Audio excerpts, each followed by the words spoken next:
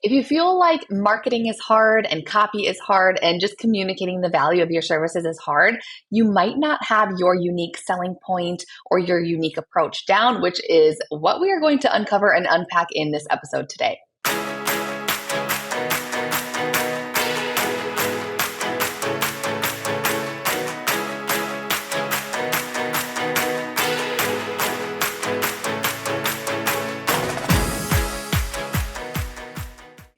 Hello, sunshine, and welcome back to the Gold Biz Podcast with me, your host, Rachel Traxler.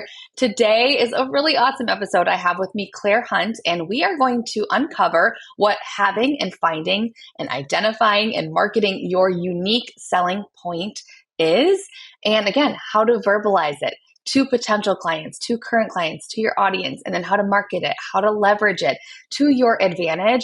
And spoiler alert, it could be simpler than you're making it, which is a lot of things in life and business, I feel like. But this is a really good episode. It kind of opens your eyes to what maybe you have been doing and some things that you can be doing, maybe small, minor tweaks and changes. And I thought, who else better to have on than my new friend, Claire Hunt. So let's welcome her on. Without further ado, grab your notes app, open it up, and get ready because here we go. Awesome, Claire. Well, I'm so excited to have you here today. Thank you so much for coming on and being on the podcast. I am so excited to be here, so honored. So thank you for inviting me. Yeah. You're so welcome. I know. I'm excited for our conversations together and just because I'm going to be on your podcast after this. So it's just going to be a fun little day of conversation and education and topics and stuff. And I thought, who else better than to talk to you about this, about finding your unique selling point in what you're doing and how to position that and how to establish that and all that stuff. So let's just dive right in. Let's just talk about it a little bit too. So, can we talk about what someone's unique selling point is? Can we just first start off with what your idea is of having a unique selling point? Absolutely. So if you literally Google this, you're going to find that it's just what sets you apart in the sea of sameness. So that's essentially in the grand scheme of things, what your unique selling point is. Because if you do any kind of market research as a photographer, specifically, I'll speak to photographers, you know that whenever you go to someone's website, it's we're all kind of saying the same thing, right? So your unique selling point really does come down to your why, your strengths, your weaknesses, your unique perspective. So I like to call that your white space in the industry, your experience that you have, your passion, your story, which no one can take that from you, your values, your personal brand, all of those things tie into your unique selling point. And there's so much we could talk about with literally every single thing I just mentioned. But it's just important to know that even Simon Sinek says this, people don't buy what you do, they buy why you do it. So your unique selling point really has to do with all of those things. Oh my goodness, I totally agree. And I think this is something a lot of photographers miss the mark on and thinking and kind of skipping over and thinking, oh, that's not as important. Or to be honest, it's really hard. It's really freaking hard to really think about it and dig deep and figure that out, because in our heads, we're so close to our zone of genius. And we think everyone, just because we do it in the way that we do it and how we do and how we communicate all of the ways we do, we think everyone else does it the same way, when in reality they do not. And so it is hard to really dig deep and sit in and feel and figure out what is it that I do differently. And I feel there's so many different ways to do that too. And not even just your editing style or your posing approach or your communication style or your stories, they're all of these things. They all encompass. Yeah. So can you tell us what do you obviously it's important, but why do you think it's really important in terms of what it can do for you and your marketing and messaging?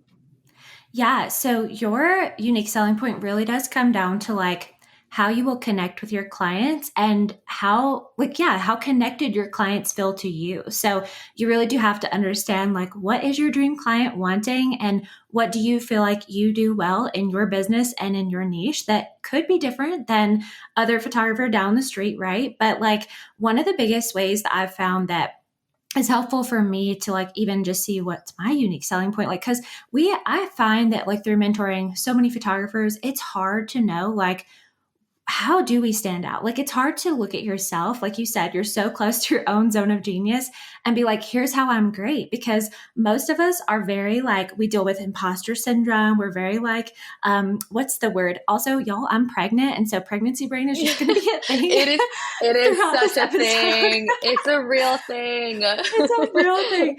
And you know But what?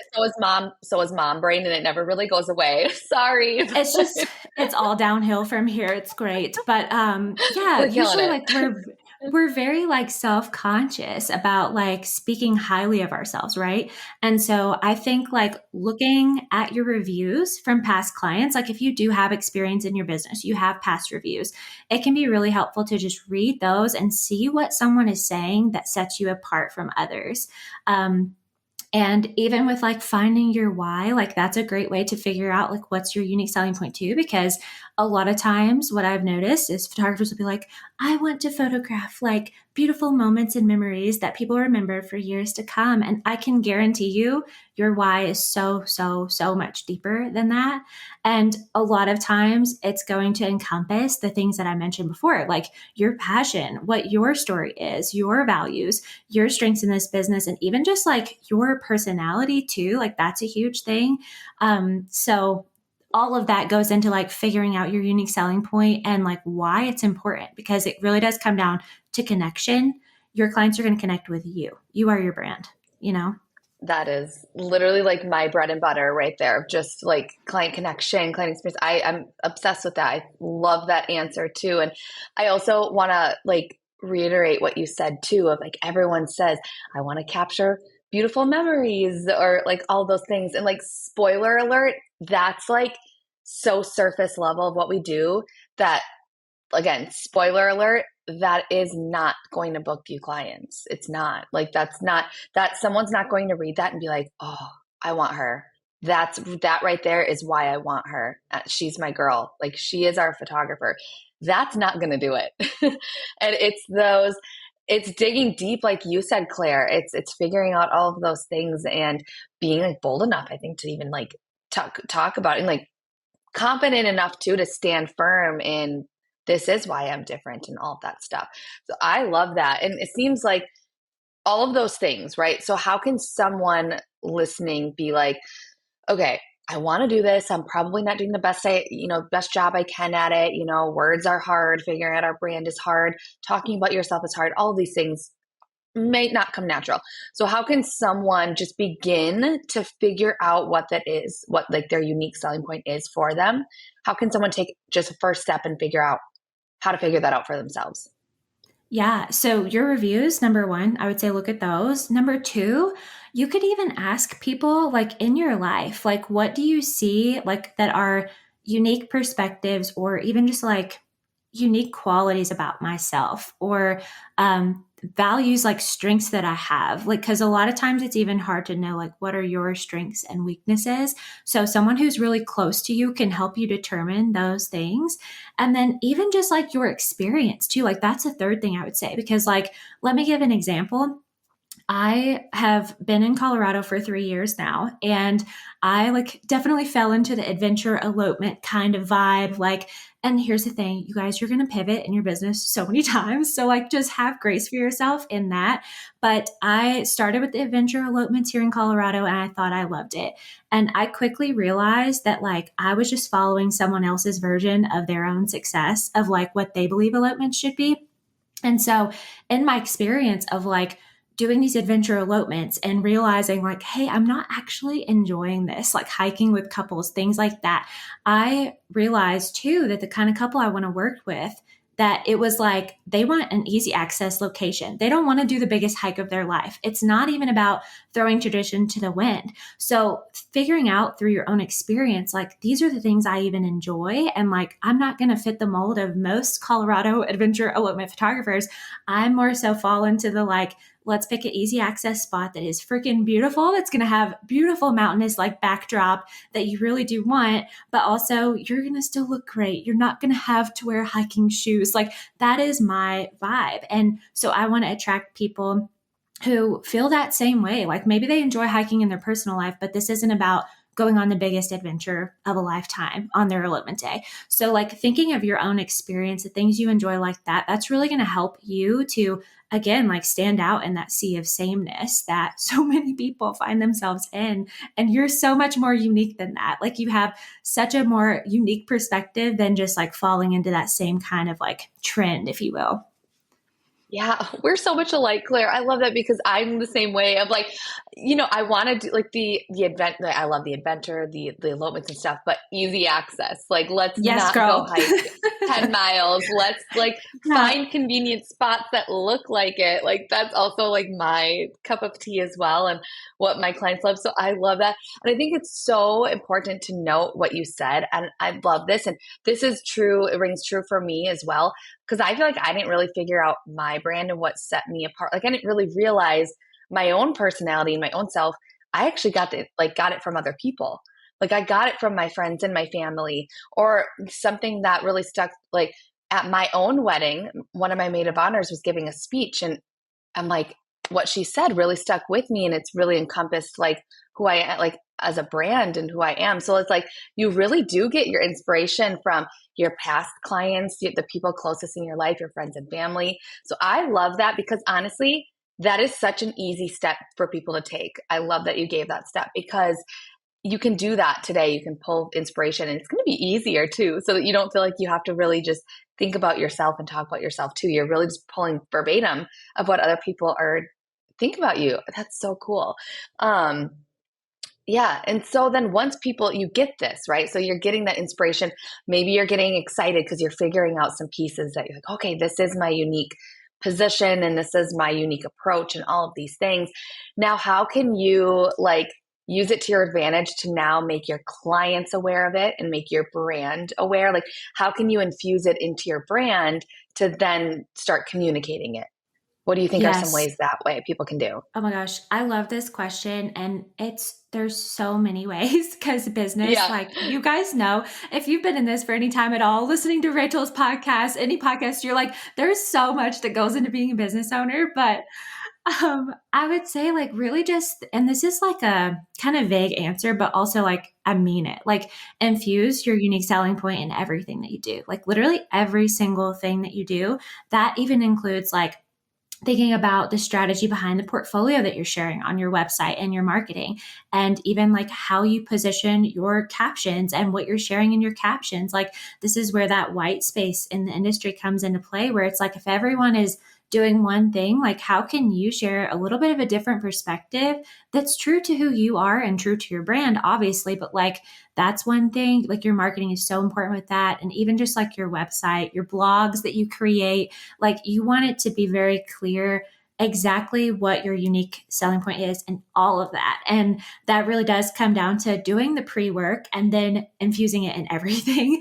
And so like even just like Rachel, what you said, of really, kind of having that same approach and same perspective. It's like, so I could see someone asking, like, well, okay, but like Rachel agrees with you. So then that's not unique because like you both have that same kind of perspective, right?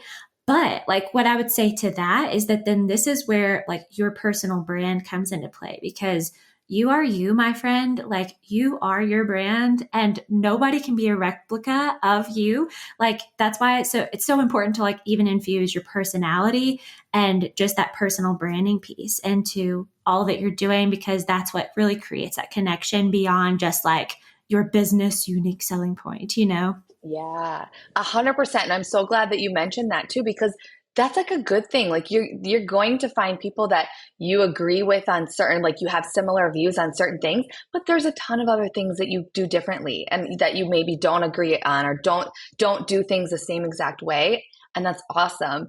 And then again, like you said, coming down to personal branding also and is important. But I also, like you said, Claire, oh, this is a vague answer, but it's almost not, it is and isn't, because it also makes everything, it should hopefully make everything easier when you think of it that way. When you think of it, okay, well, if I just have, and I know and I'm confident in what makes me different in my like kind of unique selling point, then everything I do should come more natural and it should be easier. It shouldn't be forced. It should just be who I am. And then it's going to be easier to have that personal branding in it. So yes, it's vague, but it's going to make it easier when you can connect those two things. Everything's going to feel a lot more effortless, I think. Absolutely. And that's the thing too. It helps to like take away that comparison feeling of whenever you're even trying to like market or trying to figure out like what are you supposed to say on this page on your website to get someone to feel like, oh, she's it, she's our girl, or he's our dude, like whatever. I I think that like it takes away that comparison. And even just doing the quote unquote market research of looking at what others are saying, like you can nix all of that if you really just focus on yourself, your brand. And it's obviously not conceited. Like, this is so great to do this, to understand like this part of yourself and your business. 100%. And I also think maybe, I don't know if this is like good advice or anything. This is just kind of what I did when I got so aligned with myself and I feel so aligned with myself. I don't even like market research. Like, I really don't even like looking at I really don't. I really keep my blinders on and I don't even like to, because then it almost confuses me. And I also feel like that might be what happens with a lot of photographers too, because I even find myself doing this with my photography, being like, oh, maybe my style is not what people want. Maybe my style is outdated. Maybe this isn't, you know what I mean? And then I get in my head. Whereas if I'm just in my lane, I'm like, no, I know that this is why this editing style matches my posing approach and it matches my brand, it matches my personality, and it encompasses the entire experience I'm delivering to people. If you stay within your own lane, it's just, you can feel so much better about it. And while, yes, I do, like that said, I don't want to give advice to not do market research, but it's when you are closer to this, figuring out what it is about you that you have this unique, you feel like you can maybe do a little less. Right. And I even see that in your brand. Seriously, like just looking at your Instagram, your like actual education brand too, and then your photography, like it's also golden. Like it'd be weird Yeah, if you had like if it more of a wasn't. style that was like, right, like that's like this super timeless, like high end, light and airy vibe. Like that just would not, it wouldn't make sense for you. So that is where like, yeah, like keep those blinders on. Like I even tell my students that, like, if you find yourself in that comparison, like literally just put the blinders on like horses wear and stay in your own zone of genius, stay in your own lane, and like just trust that like the work that you've done of figuring out this unique selling point really will pay off and connect you with the right people. Hmm. Right. Because then even if it doesn't, that like kind of breaks, like you, for example, the example you just said, Claire, is like if I did have a timeless, like light and airy, like style, but then someone got to know me or had like a call with me or whatever, like you could feel that disconnect. You can feel it when everything's not in alignment, you can feel it. And so what that does is it would just immediately break trust with these potential clients and just with people in general. And then people are like, what am I going to get from her? Like, how can, I don't know if this is what I'm going to get. Am I going to get this or am I going to get this? And it breaks trust and people don't want that. And so it also just helps. It ties up like all the loose cracks, I feel like, and brings it all together. It's like the little glue that holds everything together. But then how can someone, now that they have this figured out, um, and start to infuse it in everything, like you said, with that vague but not vague answer, it's a good thing. It's like the glue. But now how can someone like map out their marketing strategy once they have this figured out? Are there any tips that you suggest with that? Yeah, I don't know exactly what you teach. I think like content pillars are great. They're kind of also outdated in a little bit of a way, like it's not the vibe anymore, I feel like. And marketing is always, always, always evolving. But like what I would say is that like if you can just have these things written out and almost just understand the different pillars that you could share that have to do with this unique selling point. So like even just going back to that example I mentioned of like elopements, for example, like I could share in my marketing strategy, like how easy it is to find beautiful locations around Colorado or around Washington or wherever you want to shoot, like no matter where your niche is or where it takes you. Like I could share things about that, of how easy it is to find and how I support my clients with finding those easy access locations. And then in the actual photography I'm showcasing, it's only supporting when I'm sharing in the caption. So that is like a great way to grow in that like, know, and trust factor, like you even mentioned, of just the trust there and the consistency. Like if you can do that kind of thing and think about it in that way, I think it's really, really helpful. Um, and then even just like with the personal branding piece of things, like taking parts of your life that you do want to show online and let your strategy, let your unique selling point amplify those through your personal branding. So like thinking of people that you follow on Instagram or TikTok or wherever you spend your time, like think about what you love the most about following them. Like what content do you enjoy? What makes you come back for more? Why are you invested in their brand? And it's likely because even though they're a niche down business, they share personal elements of their life to connect with you. So think about like beauty or your personal life, motherhood, fitness, faith, eating healthy, spirituality, like wherever you fall in those categories, home decor, all of those things, like that combined with your unique selling points, how you approach your business, your values, all of that, it's just going to help you stand out and really connect because it's all about your vibe. So, yeah. Yes. Yeah, I love that. And is there any kind of like final piece of advice that you have to kind of like tie this all together that you'd want to end with? Yeah.